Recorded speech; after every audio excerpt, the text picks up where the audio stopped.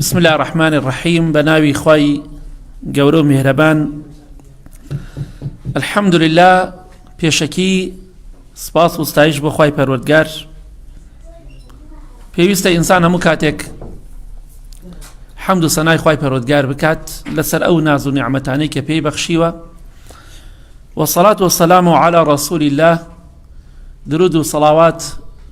لسر گیانی پاکی پیغمبری خوا صلی الله عليه وسلم وعلى آله وصحبه. درود و صلوات لسر گیانی پاکی یارو یاورانی و شوێن کەوتوانی ومن والاه و ئەوەشی کە شوێنی پیغمبری خوا کەوتووە صلی الله عليه وسلم، شوێنی صحابە کەوتووە، شوێنی تابعین کەوتونە بە ئیمان و بە تەقواوە. خوای گەورە درود و صلوات بڕژێنێ بەسەر ئەوانیشدا. وبعد پاشان فهذا مختصر لما ينبغي أن يتعلمه كل مسلم. أما مختصرك كورتيك كتابك بتشوك نعملكيك مختصرة وتدريج نية لما ينبغي أن يتعلمه كل مسلم. أما اشتيك بيويستا فيري بيت همو مسلمانك بياو بيا أفرت واجب لسرشاني واجب لسري فيري أمشت مهمانة ببيت من مهمات أركان الإيمان والإسلام. بزاني چنه گرنگا شارزابون ناسيني أركان كان إسلام وإيمان. بپشتیوانی خواه باسی دەکەین کە ئەمە ئەرکانەکانی ئیسلام چییە و ئەرکانەکانی ئیمان چییە، مع تحري لەگەڵ ئەوەشدا گەڕاوین بەدوای چیدا هەوڵی تەواومان داوە ما في القرآن الكريم، ئەوەی کە لە قورئانی پیرۆزدا هەیە دەربارەی ئەرکانی ئیسلام و ئیمان، وصحيح السنة النبوية صلى الله عليه وسلم، وأوشي كلا صحيح بيغمري خواد هاتوا صلى الله عليه وسلم لفرمود صحيح كان دا هول ما دا ويلا قرآن وحديث دايا تنها أو نزيات باسكين بلغة ميسرة بلان بزماني كي زور سهل آسان واتبع آساني بزماني كي عربي خوش وآسان باس مان كردوا وعبارات جميلة لقل كوملا لفظێک کۆمەڵە شتێکا کە زۆر جوان بێ و ئاسان بێ بۆ لەبەرکردن بۆ تێگەشتن. فأسأل الله تعالى أن يتقبله. داواکەم لە خوای گەورە ئەم کارەمان لێ قبولکە و لێمان وەرگرێ وينفع بي وبێتە هۆکارێک بۆی کە سوود بە مسلمانان بگەێنێت. دەڕۆینە لاپەڕەی هەشت. أولا الإيمان. یەکەم شتێ پێویستە بزانین ئیمان چییە. ئێمە دەڵێن فڵان کەس ئیماندارە،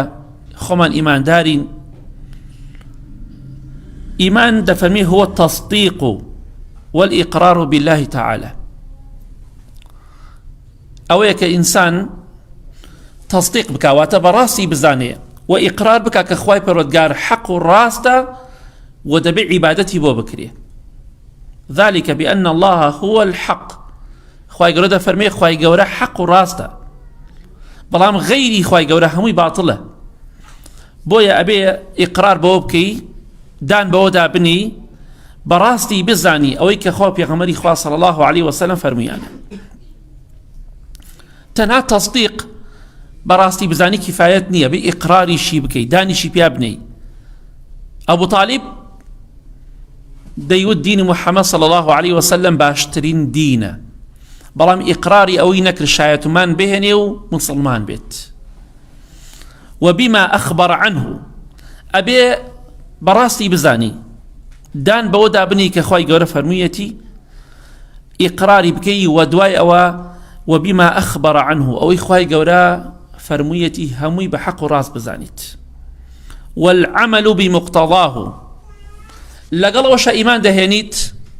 بقرآن وبسنة كان في خوا صلى الله عليه وسلم دبي كردوا بكي بمقتضاه واتل لا إله إلا الله. إيمان تشيشتك لتو دخوازيت توجي بجيكي واتكاتك تو دلي إيمان دارم خواي قورا چي داوا كردو لتو إيمان دار ئەوەی کە خوا داوای کردو لە تۆ بمقتضاه واتە هەر شتێک بخوازێت ئەو ئیمانەی تۆ ئەبێ جێبەجێکی نوێژە عیبادەتە ڕۆژووە حەجە زەکاتە خێر و سەدەقەیە ذکری خوایە قورئان خوێندنە هەر شتێکە ئیمانەکەت بیخوازێت ئەبێت تۆ ئامادە بی جێبەجێکی و باوەڕی سەتاسەتیشت پێی بێ و بەڕاستیشی بزانیت ويشمل اعتقاد القلب إيمان چی دەگرێتەوە ئەو بیر و باوەڕی کە لە دڵدا هەیە بیر و باوەڕێکمانێ عەقیدەیەکمانەیە لە دڵماندایە ئەو عەقیدە و بیر و باوەڕی کە لە دڵا دەچەسپێ ئەوە ئیمانە وقول اللسانی ئەوەشی کە بە زمان دەری دەبڕین لە شایەتمان و لە حەق ڕاستێکان ئەوەی کە خوای گەورە فەرزی کردووە سەرمان دەری دەبڕین کاتێکش دەڵین لا إله إلا الله ئەوە قسەیەکە بە زمان دەری دەبڕین دەبێ لا إله إلا الله چی لە ئێمە دەخوازێت معناکەی هەمووی جێبەجێکەین وعمل الجوارح لەگەڵ ئەوەشە لاشەمان کردەوەکانی لاشەشمان جێبەجێکەین نوێژ تەنها بە قسە ناکرێ بە کردەوەی شەکرێ حەج تەنها بە قسە نییە ڕۆژوگرتن تەنها قسە نییە بەڵکو چییە کردەوەیە کە تۆ خۆت لە خواردن و خواردنەوە بگریتەوە کەواتە عملی جەوارح واتە کردەوەکان کە بە لاشە ئەنجام ئەدرێت بە ئەندامەکانی لاشەت ئەنجامی دەدەی کەواتە ئینسانی ئیماندار کاتی دەبێتە ئیماندار ئیقراری شایەتمان بکات بەڕاستی بزانێ ئەوەشی خوا پێغەمبەری خوا صلی الله علیه وسلم داوایان کردووە لێی جێبەجێی کات بە قسە بە کردەوە بە دڵ هەمووی باوەڕی پێی بێت چونکە منافیقەکان ئیمانیان لە دڵەوە نییە بەس تەنها بەدەمە و بە کردەوەیە نوێژ دەکەن بە کردەوە لەو لاشۆ دەبینیت شایەتمانیش دەهێنن دەڵێن بەڵام خوای گەورە حەق و پێغەمبەری خوا حەق صلی الله علیه وسلم بەڵام اعتقادی قەلبیان نییە لە دڵەوە باوەڕیان بۆ شتە نییە خوای گەورە دەفەرمێ کاتێک کە منافیقەکان دێن بۆ لای تۆ أي محمد صلى الله عليه وسلم إذا جاءك المنافقون قالوا نشهد إنك لرسول الله دەڵێن ئێمە شایەتیە دەین کە تۆ پێغەمبەری خوای صلى الله عليه وسلم خوای گەورە دەفەرمێ خوای گەورە ئاگادارە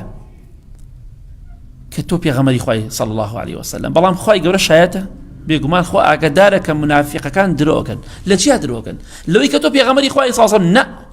لەوا درۆ ناکەن لەوا درۆکەن کە شایەتی ئەدەن تۆ پێغەمبەری خوای صلى الله عليه وسلم بەڵام لە دڵەوە درۆکەن باوەڕیان بۆ شایەتیە نییە ئەینا شایەتێکی حەقە بەڵام ڕاست ناکەن کە دەڵێن تۆ بە پێغەمبەری خوا دەزانین صلى الله عليه وسلم ئەگەنا خوا شایەتە خوا ئاگادارە کە تۆ پێغەمبەری خوای صلى الله عليه وسلم بەڵام منافیقەکان درۆ دەکەن کەواتە گرنگە ئینسان ئیمانەکەی تەنها وەکو خەڵکی عەوام و عەشایر دەڵێن تەنها بدڵ حسابە بەس دڵ حساب نییە چەند شوێنە خوا گەورە دەفەرمێ ئامنوا وعملوا الصالحات کەواتە لەگەڵ ئیمانەکە بێت چاکەیش هەبێت کردەوەی چاکە بێت أركانه ستة ركنكان بنشينكان أساسكان إيمان شش ركن من هي وهي الإيمان بالله تعالى إيمان هنان بخواي قورة إيمان هنان بملائكة كان إخواي پروردگار سلام إخواي لسر به وكتبه بهمو كتاب آسمانيا كان همو بيام آسمانيا كان كللان إخواي پروردگار وبو پیغمبران دا بزيوة صلاة وسلام إخواي لسر به بەڵام تەنها تەورات و ئینجیل و زەبور و سوحوف و قورئان بۆ باس کراوە کۆمەڵێک کتابی تر هەیە ئێمە نازانین کتابەکان زۆرن چونکە ژمارەی پێغەمبەران سەلامی خوایان لەسەر بێ 124,000 پێغەمبەر هاتووە سەڵات و سەلامی خوایان لەسەر بێ 124,000 پێغەمبەر عەلەیهیم السەڵات وەسەلام تەنها پیچوابێتن کتابیان بۆ نەهاتووە بەڵکو کتابەکان زۆرن هەروەکو چۆن ناوی کەمێکیان دەزانین ئێمە ناوی کتابەکانیشان بە هەمان شێوە ئەوەی لایەنی خوای پەروەردگارەوە دابەزی بێ ئیمانمان پێیەتی حەق و ڕاستە بەڵام ئیمانیشمان بەوە هەیە دوای قورئان کار بە هیچیان ناکرێت قورئان نەسخکەرەوەی هەموویەتی وەڕسوولیه ئیمانمان بە هەموو پێغەمبەران هەبێ سەلامی خوایان لەسەر بێ واليوم الآخر باوەڕهێنان بە ڕۆژی قیامەت والقدر خيره وشره باوەڕمان بە قەزا و قەدەر هەبێ ئەوەی کە خۆشە ئەوەی کە ناخۆشە ئەوەی باشە ئەوەی خراپە هەمووی باوەڕمان پێی هەبێت جا دێنە سەر ڕوکنی یەکەم بە پشتیوانی خوای گەورە الركن الأول الإيمان بالله تعالى بنچینەی یەکەم ئەساسی یەکەم ڕوکنی یەکەم لە ڕوکنەکانی ئیمان ئینسان چۆن دەبێتە ئیماندار ئەبێ باوەڕی بەخوای پەروەردگار هەبێ. تعریفی بمان دەکات پێناسەمان بۆ دەکات دەفەرمێ هو الإيمان بوجود الله تعالى ئیمانت بە بوونی خوای گەورە هەبێت وأنه ئیمانیشت بەوە هەبێ بێگومان سبحانه لا تدركه الأبصار هیچ چاوێک ناتوانێ بیبینێ لە دنیادا بێگومان هیچ چاوێک ناتوانێ خوای پەروەردگار ببینێت لە دنیادا بەڵام لە بەهەشتا خوای گەورە بە نسیبمانیکە ئیمانداران خوای گەورە و میهرەبان دەبینن بە چاوەکانی خۆیان خوا لەو کەسانەمان بگیڕ یا ربی ولا يحيط به الخلق علما خلق واتە دروستکراوەکانی خوای پەروەردگار دروستکراوەکانی خوای پەروەردگار جنۆکەیە ئادەمیزادە مەلایکەیە هەر مەخلوقاتێکی تر بێ ئەوان ناتوانن شارەزا بن لە عیلمەکەی خوای پەروەردگار ئیلا مەگەر خوای گەورە پێیان بڵێت ناتوانن عیلمەکەی خوای پەروەردگار بزان چی علمێکی پێ هەموو عیلمەکانی ئیلا مەگەر خوای گەورە ولا يحيطون بشيء من علمه إلا بما شاء کەواتە ناتوانی تۆ ئێستا کەسی وایە تۆ دەزانێ فڵان کەس لە فڵان بوار و فڵان بوار و فڵان بوارە شارەزایە معلوماتێک لەسەری هەیە خوای گەورە عالمە بەڵام ئەو عیلمێک کە خوای گەورە پێیەتی ئەوەی کە بە پێغەمبەران و بە مەلایکان نەڵێ سەلامی خوای لەسەر بێ هیچ کەسێک نایزانێت چونکە عیلمی خوای گەورە زۆرە و سەرەتا و کۆتایی بۆ نییە کەواتە هیچ مەخلوقێک پیاوچاکێک پیاو خراپێ پێغەمبەرێ مەلایکەیە سەلامی خوایان لەسەر بێ عیلمی خوای پەروەردگار نازانێ ئیلا مەگەر ئەوە نەبێ خوای گەورە پێیان بڵێت یەکێ لەوانە ڕۆژی قیامەتە کەی دێت خۆشەویستی خوا نازانێت صلی الله عليه وسلم جوبرائیل سەلامی خوای لەسەر بێ کە وەحی بۆ 124000 پێغەمبەر هێناوە سەلامی خوایان لەسەر بێ نازانێت کەی قیامەت دێ علمی خوای گەورە علمیەکە هیچ کەسێک ناتوانێت درکی پێ بکات ئیلا مەگەر خوای گەورە خۆی بێوێت وأن أدلة وجوده بيقمان بلغة لسر بوني خواي قورا فطرية شتيكي فطري واتا همو كسيك إقراري دكا فطرية يعني كذاتوان إنكاري بكا حتى الروجك دقيرنوا ضلين يكيك لا سركدا بيدينا كان كابيال ماركس على روجك كتشكي أبو كتشكي چون دڵی پای هەڵکەوت لە شتێک ئەمیش ناوی ئەڵڵای هێنا وتی باوە تۆ خۆ باوەڕت بە ئەڵڵا نییە وتی ڕۆڵەوە شتێکە کەس ناتوانێت ئینکاری بکات کەس ناتوانێت فیرعون ئینکاری دەکرد بەڵام وەستەیقەنەتها ئەنفوسهم لە دڵەوە یەقینی هەبوو ئەڵڵا ڕاستە خوای گەورە حەق و ڕاستە یەقینی هەبوو کە موسا پێغەمبەری خۆیە سەلامی خوای لەسەر بێ بەڵام ئیمانی پێ نەهێنا لەبەر تەکەبور کەواتە شتێکی فیتریە یعنی فیترەتی ئینسان وا دروستکراوە کە خوای گەورە دەناسێت باوەڕی بەبوونی خوای گەورە هەیە ئەوانەشی کە ئینکاری دەکەن دڵنیا بە لەوەی لە دڵەوە باوەڕیان بە قسەکانی خۆیان نییە دەزانن خوای گەورە حەق و ڕاستە داروین دەڵێ کە یەکێک لە مولحیدەکان بێدینەکان داروین دەڵێ باوەڕ ناکەم باوەڕم بەوە نییە کە نێرومێ نەرمادەی پێ دەڵێن نەرمادەیەکی دەرگا لە خۆیەوە دروست ببێ ئەو دەرگایە نەرمادەی پێوەیە باوەڕ ناکەم دەرگایەک نەرمادەیەکی ئەو نەرمادەیە لە خۆیەوە دروست ببێت ئیلا بێ کەسی دروستی کرد بێ بەڵام لەو لاشەوە دەڵێ هەموو بوونەوەر سروشت دروست بۆ تاو تەبیعیە یعنی تۆ سەیری کە سبحان الله باوەڕی بەوە نییە نەرمادەیەکی دەرگا کە دەرگاکەی پێوە بەندە بێ و دەوەستەیە باوەڕی وایە دەڵێ ئیلا کەسی دروستی کردو بەڵام دەڵێ هەموو بوونەوەر سودفەیە و دروست بۆ تاو ئەمە خۆیان بە درۆ دەخەنەوە بۆیە شتێکی فیتری هیچ کەسێ ناتوان ئینکاری بکات لە دڵەوە بەڵام بە زمان ئینکاری دەکەن بێدینەکەن قەطعیە مشتێکی قەطعی ینی بڕاوەیە کۆتایی پیاتەوە يتفق عليها العقلاء ئەوانەی کە خاوەنی عەقڵ و ژیرین هەمویان خلافیان لەوەدا نییە یەکدەنگن کە خوای گەورە بوونی هەیە خوای گەورە حەق و ڕاستە حتى من جحده فهو مقر به في نفسه حتى ئەوانەشی کە ئینکاری دەکەن لە بێدینەکان ئەوانە ئیقراری دەکەن لە نەفسی خۆیاندا یەقینیان هەیە لە دڵەوە کە خوای گەورە حەق و ڕاستە محەممەد صلى الله عليه وسلم حق راسته. أبو جهل دلي لقسيك إذا دلي يقينم هيا قمانم لو دانيك محمد في غمر إخوائي صلى الله عليه وسلم بلام يقينم نية ككوري دايكي خون بم تلو بركيتي يعني هيج كسك ناتوان إنكاري دايكي خوي بكت أجر حاشا لباوكش بكري بنا بخوا حاشا لدايك ناكري ئەوەندە یەقینی هەیە بەڵام دەڵێت من بۆی ئیمانی پێ ناهێنم بۆ ئەوەی بنەماڵەی ئەوان فەزڵی بەسەر بنەماڵی منانە بێ ئەیگینا دەزانم محەممەد صلی الله علیه وسلم حەق و ڕاستە و قەت لە ژیانە درۆی نەکردووە ئەوەندە یەقینم هەیە کە پێغەمبەری خوایە صلی الله علیه وسلم ئەوەندە یەقینم نییە کە کوڕی دایکی خۆم بم تەواو ئیتر ئەو پەڕەکەیتی بۆیە لە نەفسی خۆیانە ئیقرار یەکەن جاری وایە لەسەر زمانیش دەری ئەبڕن فإن كل مخلوق لا بد له من خالق عليم قدير چونکە بۆچی هەموو شتێکە دروست کراوە ئیلا ئەبێت خالقێکی بێت بەدیهێنەرێکی هەبێ کە شارەزابێ و بەتوانا بێ ئێستا لەوانەیە من و تۆ نەتوانین ئەمە دروستکەین بەڵام کەسی خۆی دروستی دەکات لەوانەیە ئێمە نەتوانین شتێتر دروستکەین بۆیە ئێمە ناتوانین سیارێ تیارێ دروستکەین هەندێک شتەی خۆشمان دەتوانین دروستیکەین بۆیە هەر شتێک ئەگەر کەسێک بڵێ سیارێک لە خۆی و دروست بووە کاکە بێتە ئەو بازاڕۆ لە مەعرەزێکە سیارێ دابنەی کاکەم سیارێ چی وڵاتە هیچ وڵاتێک نیا لە خۆی دروست بوو هاتەتە خوارەوە چۆن شتی وابێ کاک کەس باوەڕت پێ ناکە سیارێک ماتۆڕێ پاسکیلێ ئەی چۆن باوەڕ دەکرێ ئەم بوونەوەرە هەمووی لە خۆی دروست بوو بێ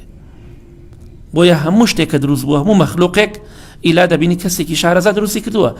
هەمووشی بەڵام خوای گەورە فێری هەمووی کردووە وفي كل شيء له آية تدل على أنه واحد ولا يوصف إلا بما وصف به نفسه في القرآن إما نبي وصف خواي قورا بكين إلا بوشي ونبي كخواي قورا لقرآن بيروزا وصف خواي كردوه بو إما ووصفه رسوله صلى الله عليه وسلم في السنة وفي غمر خوايش صلى الله عليه وسلم خواي قوري وصف كردوه بمان إما تناوي كوصف كراو لقرآن وحديثات شون بو آوا ئیثبات و جێگیری دەکەین بەڵام چۆنیەتەکەی نازانین بەس خوای گەورە خۆی دەزانێت دەڵێن خوای گەورە زانایە خوای گەورە دانایە خوای گەورە دادپەروەرە بەڵام وەکو مەخلوقات نییە خوای گەورە بەڕەحمە وەکو مەخلوقات نییە خوای گەورە تۆڵە و تووڕەیی هەیە وەکو مەخلوقات نییە بە شێوەیەکە کە شایستەی گەورەی دەسەڵاتی خۆی بێت هیچی لێ نازانین ئەمە ئیمانمان پێیتی بەڵام ناتوانین وەصفیکەین بەم شێوەیە خوای گەورە بەڕەحمە إلا مقروي كباس كراو بمن والإيمان بأنه مستحق للعبادة وحده دون من سواه أبي إيماني تواما بوهبه كخواي قرب مستحق عبادته تنهى وحده بتنهى خوي مستحق عبادته دون من سواه جقل خواي قرا هيج كسك شايست عبادتنية شايست أوني عبادتي بو بكريب كملك أو نبي أو ولي ملك واتا ملائكة ملك واتا باشا كملك وكو ملائكة كواتا هيج ملائكة مستحق عبادتني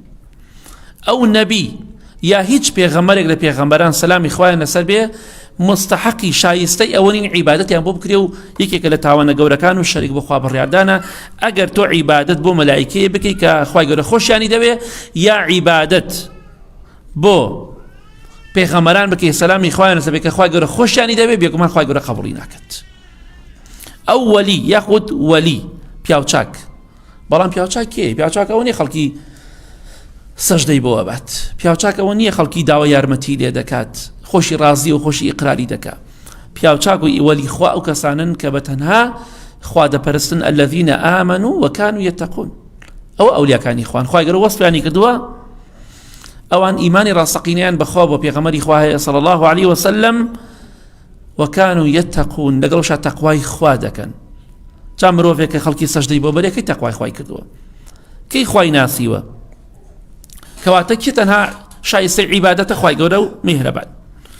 سواء كانت العبادة قلبية إتر أو عبادة بيوندي بدله وبيلنا ودله به يوكو إيمانك أو إيمانك لدلتها كالتوكل توكل بس لخواي جورا لدلها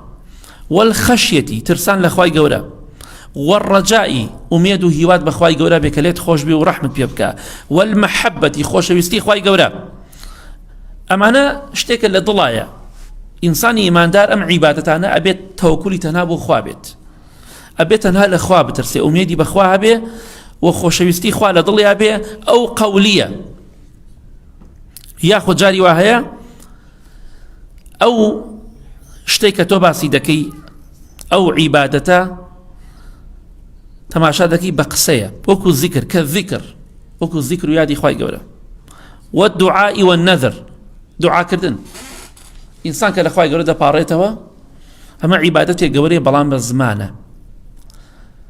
والنذر نذر كردن نذر دكي خواي جان أقل فلان شتن بوبكي منش فلان شد دكم هاتشان النذر بيغمري خوا صلى الله عليه وسلم دا فرمي هشتيك رد ناكاتوا لحديث صحيح بخارياتوا النذر لا يرد شيئا يكشتك ناقوري چونك لإنساني بخيل وتشروك والرزيل در أتشيه مرجك لسر خواه دعني خواه جان أون بوبكم منش جود بوكم بومنكي بوتناكم بلام لجاتي أو نذر باشتر واي أو خير وصدقه أنجام بدا بإذن خواه إسفادي بو بلام مصيبتك دبي بلام نذر كردن هيج إسفادي كينيا بلام كاتيكش كا نذرت كرد أبي جيبجيكي واجب لسر جيبجيكي بلام هيج لما سركيش نقوريوه واجب لسرد أو فعلية جاري واي عبادته كتو أنجامي أدي نلا دلايا بتنها نتنها بزمانشة بلكو بفعلشة وكو صلاة وكو نيوش تولى دلو نيتت هي نيوش بخوادكي بإخلاصها ودوايا بزمانة ذكري خوادكي فاتحة دخيوني قرآن دخيوني تحيات دخيوني ولا قال وشا بكرد وجدي سلماني ركوع السجود بي برز بيته والنزمة بيته واشتا سجدة دا وسطيت أمانها مي فعلية عبادته بوخوا أنجام مدري كصلاتي والحج حج بعمان شيوا والذبح حيوان سربرينيش بسم الله الله أكبر ذكي بزمان بدلش ونية الواي بوخوا سربري بلام لقرو شكر دوكا أنجام مدري كسربرين وتوزيعي قوشتكي كواتا أما أركاني إيمان واتأمى بكورتيك باس يوكل كإيمان بخواي قورة بهينين الركن دوم لركن كان إيمان إيمان هنانا بملائكي خواي برودقار سلامي خواي برودقار لنسر بهم خالج دخوينين إن شاء الله وهو الإيمان بأنهم خلق لله تعالى ملائكي كان سلامي خواي نسر بهم أوان دروس كرابي خواي برودقار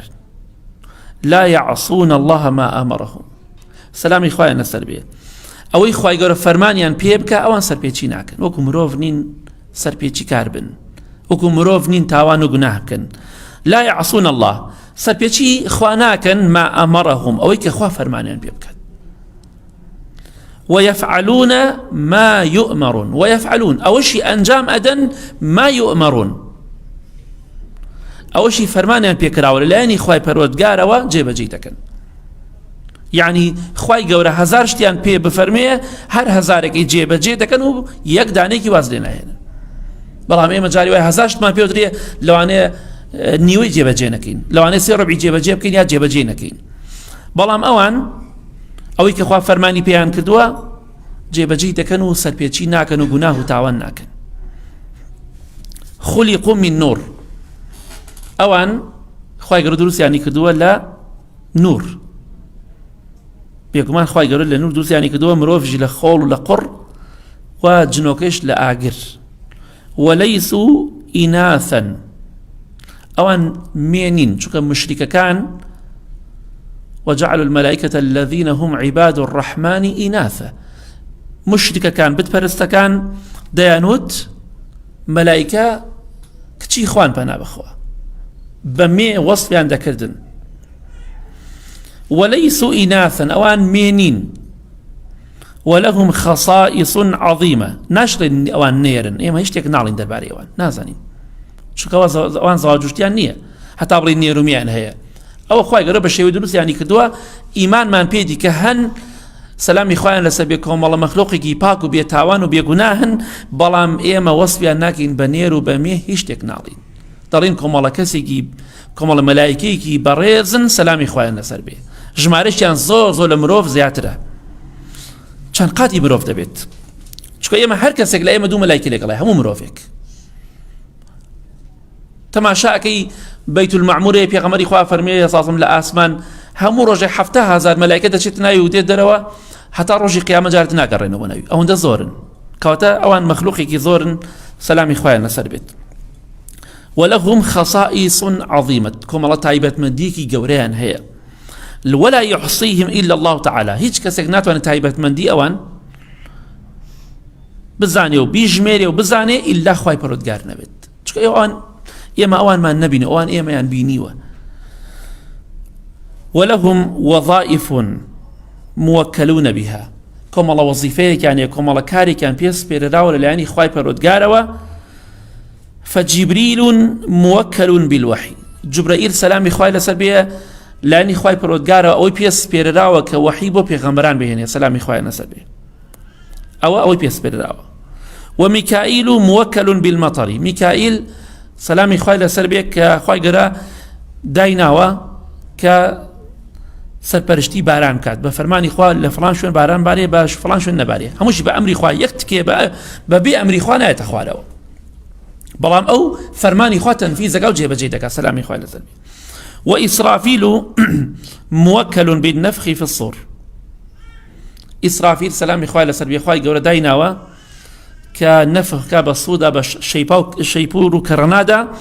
بفرماني خوا فوكا بشيبور كرنادا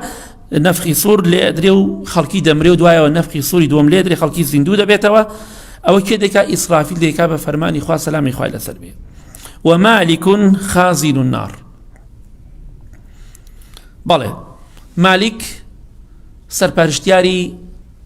دۆزەخە خوای گەورە دۆزەخی سپاردوو بە مالک سەلامی خوای لەسەر بێ کە مەلایکێکی گەورەیە بەڵام ڕیدوان بەڵگەی لەسەر نییە دەڵێن کە ئەو دەرگاوانی بەهەشت بێ بەڵێ دەبۆیە دەفەرمێ وهوناکە خازن الجەنەتی کۆمەڵە مەلایکیش هەیە بێگومان دانەیەکی تایبەتیش هەیە والله ئەعلەم کە سەرپەرشتیان دەکا كومل ملائكي برزي السلام إخواننا سربية شو قاعد يشنا جوروا والملائكة يدخلون عليه من كل باب هم ملائكة لهم درك كاني بهشتوا دشن بلا أهلي بهشتوا السلام عليه دكان بلام شيء أو كسي كسر برشتي زياتري بهشتك أو شن ملائكة إما نيساني دفرمي وملك الموت مردن للعني كي وسر برشتي دكريه ملك الموت بلام وقت كان جاباس ماكرو وشيء إسرائيل شرعينية جولك كان وعدلين ذات البيدين كان كواتا إما دلين ملك الموت قل يتوفاكم ملك الموت الذي وكل بكم خوا قرب ملك الموت ناي وردو السلام خوا لسبي واتم ملائكي مردن ملك نك ملك كواتا ملائكي شيا مردنا والمنكر والنكير للسؤال في القبر منكر ونكير ما ندو ملائكة سلام خوا لسبي چیان پیس پیراوا پرسیاری ناوگور خوای گەورە زمانمان فەسیح و فاراگەر و ڕۆژەدا پاراوی بکە بە ئیزنی خوای گەورە والحفظة الكاتبون کۆمەڵە مەلایکەیەکەیە سەلامی خوایان لەسەر بێ ئەوانە چی بکەن دەینووسن دەیپارێزن پارێزگاری دەکەن لەوەی کە ئێمە ئەنجامی ئەدەین لە باش و لە خراپ هەمووشی لە ڕۆژی قیامەتە وجاءت كل نفس معها سائق وشهيد لقيامة شوان آمادة دبن هموش تكان موجودة باش وخراب وحملة العرش كوم الله ملائكة سلام إخواننا سبيك هشت باس كراوة أو هشت ملائكة عرش إخواني برودگار هل دقرن والمتفرغون للعبادة منذ خلقهم الله تعالى عندك أنت لو رجل إخواني دروس يعني كدوة بس يقلابون تبع عبادة إخوة وتو الضعيف سرزوي آسمان كان بين سبيرا وبس عبادة إخواتك ومنهم من قاتلوا مع النبي صلى الله عليه وسلم في غزواته هندي كان تيابوا لغزتكاني في غمر إخواته صلى الله عليه وسلم جنگانا بجداريان كردوا دجي بباوران وسطاون ومنهم من رآهم في الإسراء والمعراج كوم الله ملائكي شيء في غمر إخوة صلى الله عليه وسلم لإسراء معراج بنيانتي وطبعا هندي كان تيابوا بس تنهائي شانوي في غمر إخوة فالمية صلى الله عليه وسلم دقرن لهر شويني مجلسي ذكر هبه اوان دوري ادن ان شاء الله اميدم اخوي غورلو كسانا من بگيره كملائكه دور من بدن ايشان او يلتمسون بس بدل شيء اقرن او كمجلس ذكر يعني مجلس كوريكي ذكر هبو بلام باسي قران وحديث نكسر بعدانو نك مشكو مار خواردن اوانا نا بلكو كاتك ذكري خوادك نقدو بشك بخون کۆمەڵە مەلایکەیەکە سەلامی خوای لەسەر بێ پێغەمبەری خوا فەرمیێ صلی الله علیه وسلم ئەگەڕێن لەناو سەر زەویە هەر کەسێ سڵاواتێکم لەسەر بدا سڵاواتەکەم دەگەن بە من و مەلایکەی شێ خوای گەورە دایناوە لە دیار گۆڕەکەم پێغەمبەری خوا فەرمیێ صلی الله علیه وسلم خوای گەورە بە شێوەی دروستی کردووە هەرچی کەسێک سڵاواتم لەسەر بدا گوێ لێ دەڵێ ئەی محەممەد صلی الله علیه وسلم ئێستا فڵان کەس سڵاواتی لەسەر تۆدا ئیتر ئیشەکانیان زۆرە سەلامی خوایە لەسەر بێ ئەبێ ئیمانمان بەوان هەبێ سەتا سەد کە حەق و ڕاستن بەڵام چۆنن ئێمە نایزانین هەندێک جار دێنە سەر شێوەی مرۆڤ وەکو جوبرەئیل سەلامی خوای لەسەر بێ